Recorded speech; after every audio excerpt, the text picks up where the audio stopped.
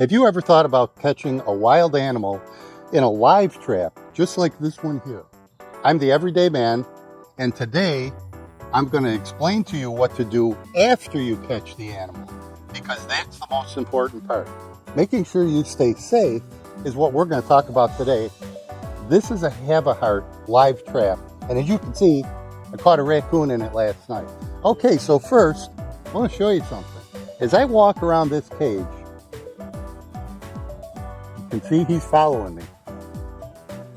If I get close enough to this cage, in an instant, he's going to reach out with his front paw and try and grab me. His paws are sharp, they're crazy dirty, and if he scratches you, you could get infection or worse.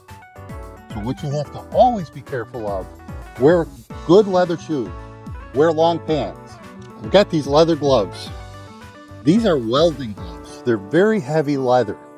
I picked these up at Harbor Freight, so you want to wear these gloves for sure when you're getting close to that cage. So like I said, his paws can come out of any one of these holes in this wire, and he's got very sharp claws. So the next step to this is to enclose this cage in a container. What we're going to do is put the cage inside the tote, put the cover on it, and then I don't have to worry about getting clawed or bit or anything like that until we take it back out when we get to the location. Now, as you're reaching over, don't put your legs close to the cage. You have to keep a distance. And believe me, the paws on a raccoon are way longer than you think they are. So I'm going to stay far away from it. Make sure I've got a good grasp on it. And you also want to make sure that door is locked up securely. Now see him looking at me? Right? By the way, this is the only thing you're going to use this bin for. And now we can put the lid on it. And it's got a bunch of air holes over here that you can't see, but believe me, he's safe. He's only going to be in here for 10-15 minutes. Now at this point, I'm safe to pick it up.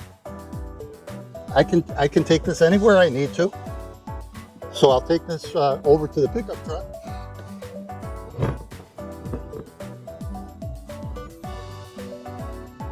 Well, we got the little critter safe into the back of the pickup truck, inside the plastic container.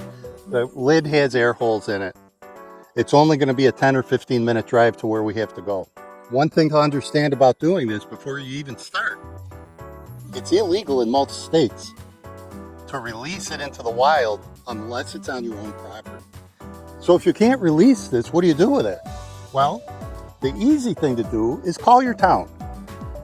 Pretty much every town will be able to help you get rid of this animal in a safe way, and you won't have to worry about it.